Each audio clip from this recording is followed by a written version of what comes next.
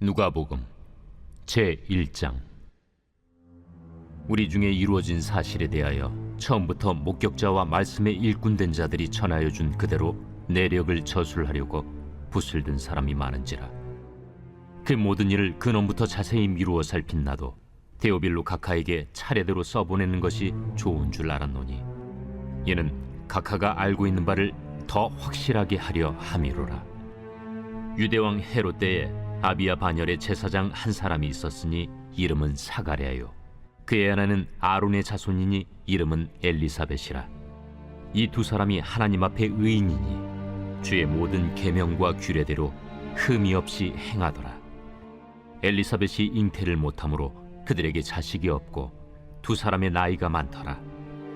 마침 사가랴가 그 반열의 차례대로 하나님 앞에서 제사장의 직무를 행할세 제사장의 전례를 따라 제비를 뽑아 주의 성전에 들어가 분향하고, 모든 백성은 그 분향하는 시간에 밖에서 기도하더니 주의 사자가 그에게 나타나 향단 우편에 선지라.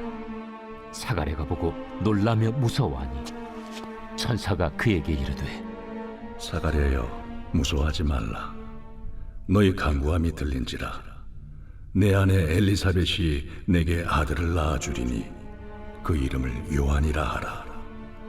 너도 기뻐하고 즐거워할 것이요, 많은 사람도 그의 태어남을 기뻐하리니, 이는 그가 주 앞에 큰 자가 되며 포도주나 독한 술을 마시지 아니하며 모태로부터 성령의 충만함을 받아 이스라엘 자손을 주 곧 그들의 하나님께로 많이 돌아오게 하겠습니다. 그가 또 엘리야의 심령과 능력으로 주 앞에 먼저 와서 아버지의 마음을 자식에게, 거스르는 자를 의인의 슬기에 돌아오게 하고 주를 위하여 세운 백성을 준비하리라. 내가 이것을 어떻게 알리요? 내가 늙고 아내도 나이가 많으니이다. 나는 하나님 앞에 서 있는 가브리엘이라. 이 좋은 소식을 전하여 내게 말하라고 보내심을 받았노라. 보라, 이 일이 되는 날까지 내가 말 못하는 자가 되어 능히 말을 못하리니, 이는 내가 내 말을 믿지 아니함이거니와 때가 이르면 내 말이 이루어지리라. 백성들이 사가랴를 기다리며 그가 성전 안에서 지체함을 이상히 여기더라. 그가 나와서 그들에게 말을 못하니 백성들이 그가 성전 안에서 환상을 본 줄 알았더라. 그가 몸짓으로 뜻을 표시하며 그냥 말 못하는 대로 있더니 그 직무의 날이 다 되매 집으로 돌아가니라. 이후에 그의 아내 엘리사벳이 잉태하고 5달 동안 숨어 있으며 이르되, 주께서 나를 돌보시는 날에 사람들 앞에서 내 부끄러움을 없게 하시려고 이렇게 행하심이라. 6째 달에 천사 가브리엘이 하나님의 보내심을 받아 갈릴리 나사렛이란 동네에 가서 다윗의 자손 요셉이라는 사람과 약혼한 처녀에게 이르니, 그 처녀의 이름은 마리아라. 그에게 들어가 이르되, 은혜를 받은 자여, 평안할지어다. 주께서 너와 함께 하시도다. 처녀가 그 말을 듣고 놀라 이런 인사가 어찌함인가 생각하며 천사가 이르되, 마리아여, 무서워하지 말라. 내가 하나님께 은혜를 입었느니라. 보라, 내가 잉태하여 아들을 낳으리니 그 이름을 예수라 하라. 그가 큰 자가 되고 지극히 높으신 이의 아들이라 일컬어질 것이요, 주 하나님께서 그 조상 다윗의 왕위를 그에게 주시리니 영원히 야곱의 집을 왕으로 다스릴 것이며 그 나라가 무궁하리라. 나는 남자를 알지 못하니 어찌 이 일이 있으리이까? 성령이 내게 임하시고 지극히 높으신 이의 능력이 너를 덮으시리니, 이러므로 나실 바 거룩한 이는 하나님의 아들이라 일컬어지리라. 보라, 내 친족 엘리사벳도 늙어서 아들을 배었느니라. 본래 임신하지 못한다고 알려진 이가 이미 6달이 되었나니 대저 하나님의 모든 말씀은 능하지 못하심이 없느니라. 주의 여종이오니 말씀대로 내게 이루어지이다. 하매 천사가 떠나가니라. 이때 마리아가 일어나 빨리 산골로 가서 유대 한 동네에 이르러 사가랴의 집에 들어가 엘리사벳에게 문안하니 엘리사벳이 마리아가 무난함을 들으매 아이가 복중에서 뛰노는지라. 엘리사벳이 성령의 충만함을 받아 큰 소리로 불러 이르되 여자 중에 내가 복이 있으며 내 태중에 아이도 복이 있도다. 내 주의 어머니가 내게 나아오니 이 어찌 된 일인가. 보라, 내 무난하는 소리가 내 귀에 들릴 때에 아이가 내 복중에서 기쁨으로 뛰놀았도다. 주께서 하신 말씀이 반드시 이루어지리라고 믿은 그 여자에게 복이 있도다. 내 영혼이 주를 찬양하며 내 마음이 하나님 내 구주를 기뻐하였음을 그의 여종의 비천함을 돌보셨음이라. 보라, 이제 후로는 만세에 나를 복이 있다 일컬으리로다. 능하신 이가 큰 일을 내게 행하셨으니 그 이름이 거룩하시며 긍휼하심이 두려워하는 자에게 대대로 이르는도다. 그의 팔로 힘을 보이사 마음의 생각이 교만한 자들을 흩으셨고 권세 있는 자를 그 위에서 내리치셨으며 비천한 자를 높이셨고 줄이는 자를 좋은 것으로 배불리셨으며 부자는 빈손으로 보내셨도다. 그 종 이스라엘을 도우사 긍휼히 여기시고 기억하시되 우리 조상에게 말씀하신 것과 같이 아브라함과 그 자손에게 영원히 하시리로다. 마리아가 석 달쯤 함께 있다가 집으로 돌아가니라.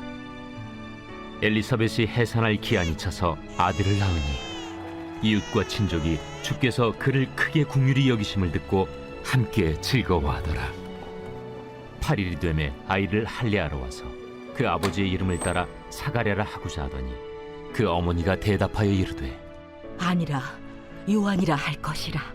내 친족 중에 이 이름으로 이름한 이가 없다.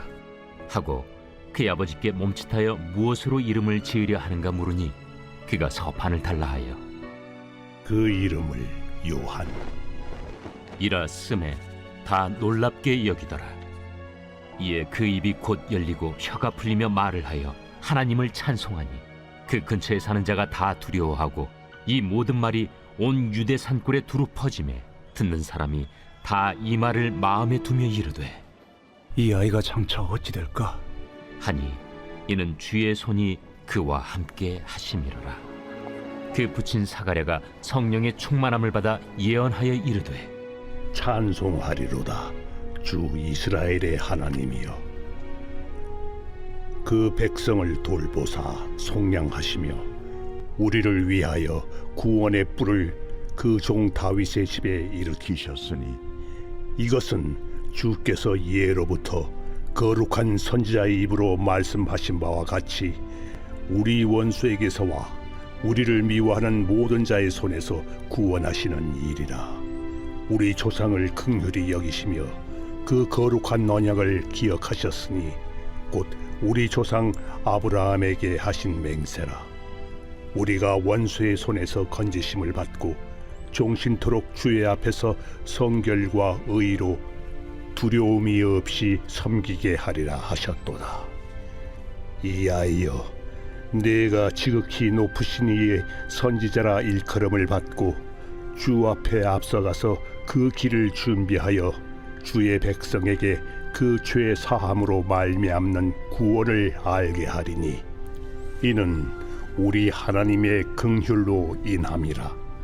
이로써 돋는 해가 위로부터 우리에게 임하여 어둠과 죽음의 그늘에 앉은 자에게 비치고 우리 발을 평강의 길로 인도하시리로다. 아이가 자라며 심령이 강하여지며 이스라엘에게 나타나는 날까지 빈 들에 있으니라.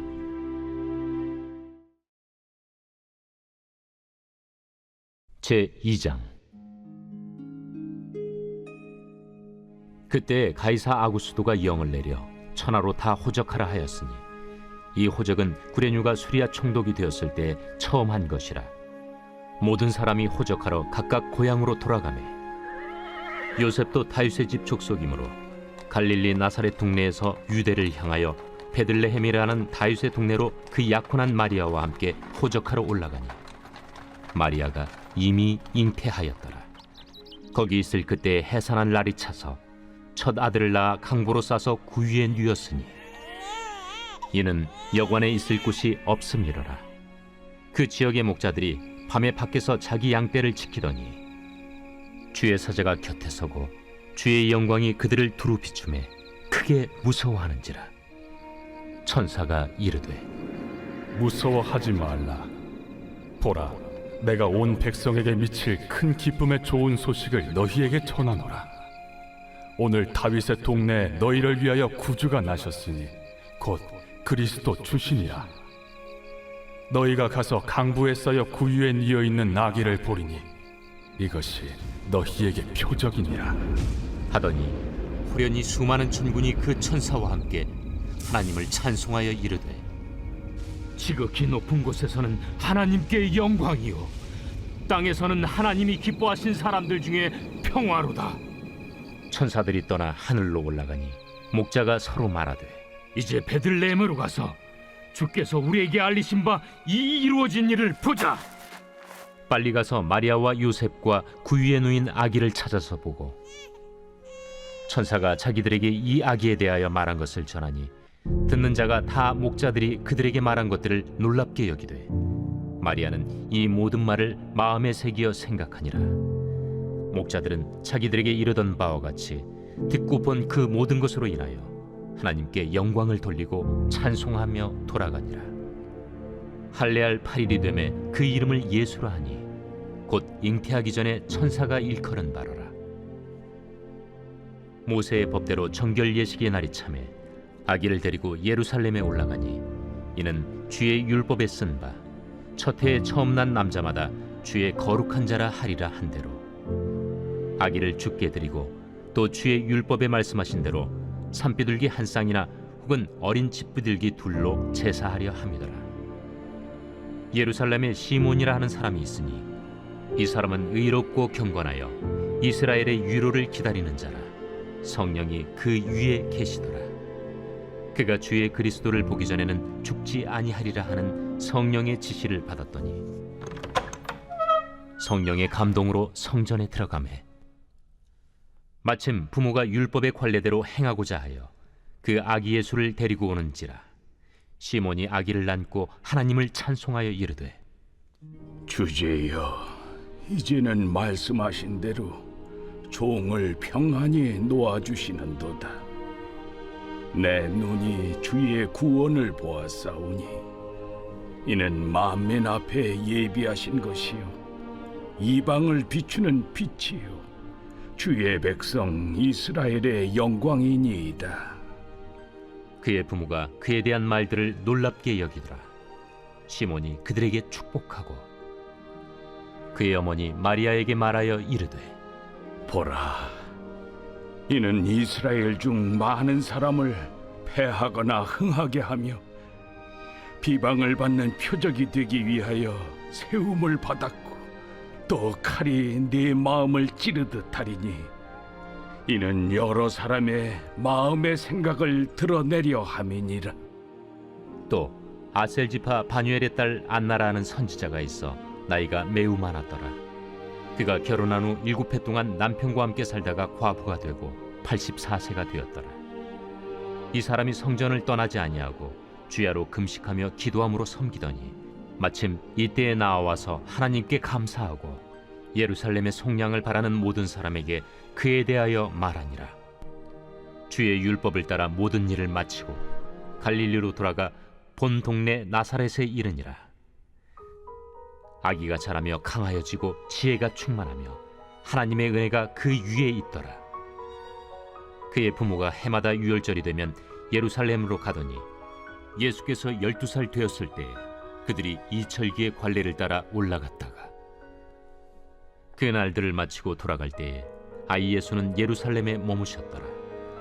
그 부모는 이를 알지 못하고 동행 중에 있는 줄로 생각하고 하룻길을 간 후 친족과 아는 자 중에서 찾되 만나지 못하매 찾으면서 예루살렘에 돌아갔더니 사흘 후에 성전에서 만난즉 그가 선생들 중에 앉으사 그들에게 듣기도 하시며 묻기도 하시니 듣는 자가 다 그 지혜와 대답을 놀랍게 여기더라. 그의 부모가 보고 놀라며 그의 어머니는 이르되 아이야, 어찌하여 우리에게 이렇게 하였느냐? 보라, 내 아버지와 내가 근심하여 너를 찾았노라. 어찌하여 나를 찾으셨나이까? 내가 내 아버지 집에 있어야 될 줄을 알지 못하셨나이까? 그 부모가 그가 하신 말씀을 깨닫지 못하더라. 예수께서 함께 내려가사 나사렛에 이르러 순종하여 받드시더라. 그 어머니는 이 모든 말을 마음에 두니라. 예수는 지혜와 키가 자라가며 하나님과 사람에게 더욱 사랑스러워 가시더라.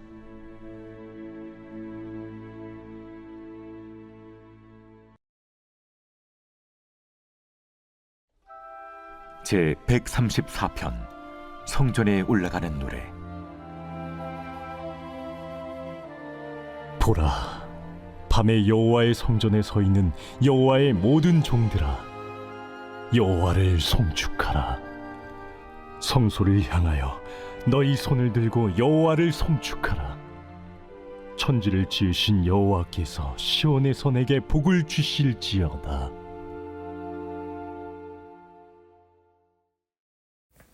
우리는 오늘 이 아침에 누가복음 1장 2장 말씀을 묵상해 보았습니다. 오늘 저와 함께 누가복음 1장 말씀을 조금 더 깊이 묵상해 보기 원하는데요. 누가복음은 의사 누가가 기록한 복음서입니다. 이 누가가 기록했다는 것이 어떤 의미를 가지고 있습니까? 그가 의사이자 역사가로서 단순한 신앙적인 기록으로 그치는 것이 아니라 실제 역사 속에서 하나님께서 약속을 이루어가는 과정을 아주 현실적으로 그리고 학술적으로 그리고 논리적으로 기록한 책이 바로 이 누가복음이다라고 생각할 수 있습니다. 이 누가복음 1장에 보면 이 두 가정이 나옵니다. 사가랴와 엘리사벳 그리고 마리아가 등장합니다. 그들의 삶 속에서 하나님이 침묵을 깨시고 그 오랜 기다림 끝에서 구원의 역사를 새롭게 시작하는 본문이 바로 오늘 본문인데요. 이스라엘 역사 속에서 400년 동안 하나님 말씀이 없던 침묵의 시기를 뚫고 1장이 시작되는 거예요. 이게 신구약 중간기라고 하고 또 하나님의 침묵기라고도 하고 또 암흑기라고도 부릅니다. 여하튼 하나님께서 어떤 계시도 없고 어떤 말씀도 없었어요. 그러니까 이들의 생각 속에서 공통적으로 있던 생각이 뭐냐면 하나님이 우리를 잃어버린 게 아닐까? 하나님이 우리를 버리신 건 아닐까? 하는 이제 회의적이고 패배적인 생각이 지배적이었다는 거예요. 그런데 바로 그때 한 평범한 제사장 사가랴와 그의 아내 엘리사벳이 등장합니다. 그들이 의인이었는데 자식이 없었다고 기록하고 있습니다. 이 당시 유대 사회에서 자식이 없었다는 것은 큰 수치로 여겨졌습니다. 그런데 하나님께서 바로 그 침묵의 끝에서 그 수치의 끝에서 절망의 끝에서 약속의 출발점으로 바꿔주시더라는 거예요. 성전에서 분향하는 사가랴에게 천사 가브리엘이 나타나 이렇게 말하죠. 1장 13절입니다. 너희 아내 엘리사벳이 아들을 낳으리니 이름을 요한이라 하라 이렇게 말합니다. 하나님께서 침묵 속에서 일하고 계신 거예요. 사람이 보지 못하는 사이에 약속은 조용히 준비되고 있었다는 것을 누가복음 1장은 우리에게 말하고 있습니다. 사랑하는 여러분, 우리가 이 세상을 살아가다 보면 아무리 기도를 하고 아무리 믿음 생활을 해도 하나님이 없는 것 같이 느껴질 때, 신구약 400년 중간기 같이 느껴질 때, 침묵기처럼 느껴질 때가 우리 삶 속에도 종종 있더라. 그때는요, 하나님이 나를 잊으신 것처럼 느껴지기도 하고요, 하나님이 내 인생을 주목하지 않는 것처럼 느껴질 때도 있더라. 그런데 오늘 말씀을 통해서 우리가 위로를 받고 도전을 받는 것이 무엇입니까? 가장 절망의 끝이라고 말하는 그 신구약 중간기 암흑기 400년 말미에서, 그리고 가장 수치스럽게 여겨졌던 자식이 없었던 한 가정을 통해서 하나님은 절망을 기쁨으로 바꾸어 주신다는 거예요. 사랑하는 여러분, 그렇기 때문에 하나님이 안 계신 것 같고 하나님이 너무 침묵하시는 것 같아서 마음이 괴로운 분이 있다면 이제 이렇게 생각하는 저와 여러분 되었으면 좋겠습니다. 하나님의 침묵은 하나님이 없거나 하나님이 내 인생에 관심이 없어서가 아니라 약속을 성취하기 위해서 오랜 시간 준비하는 과정이다 라는 것을 오늘 말씀을 통해서 배우고 돌아가는 저와 여러분 되길 주의 이름으로 소원합니다.